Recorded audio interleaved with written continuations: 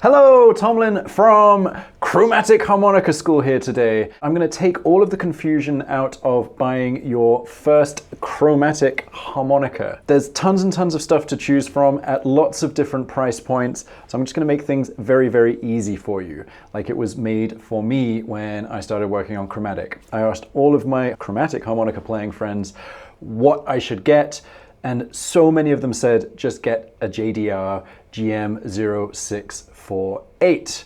So I did. It wasn't the cheapest, but it wasn't the most expensive, and I was absolutely blown away by this harmonica. So I'm gonna go through why this guy is the one to start with, and yeah, don't worry, it doesn't just come in pink. So, you might not be sure what kind of harmonica you need if you want to play chromatic harmonica. You might have seen 10-hole chromatics, 12-hole chromatics, 14, 16-hole chromatics.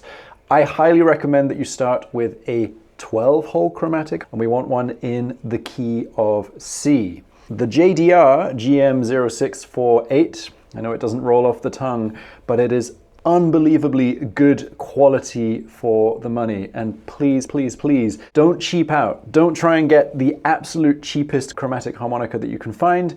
It's not worth it, I promise you. So let's go through why the JDR is so good. We'll start with the build quality. It's extremely solid, but not unbelievably heavy, not too light, everything you want. The button on the side is nice and smooth. It feels good quality. As a bonus, it has the nicest case out of all of the chromatic harmonicas that I've got. That's a nice little bonus. Now then, the important thing is playability. Chromatic harmonicas often suffer from not being airtight enough. The JDR doesn't have that problem, so it means that you can easily play nice, clean single notes.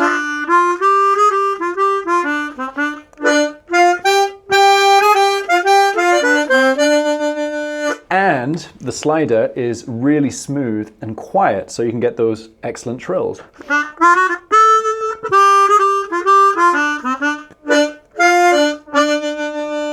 There isn't really much more that you need from that. It plays really well, and as a beginner chromatic player, don't get something that's going to put you off playing. That's very, very important. Next thing to think about is, what does it sound like? Well, it's in tune all the way up the instrument, and it sounds nice.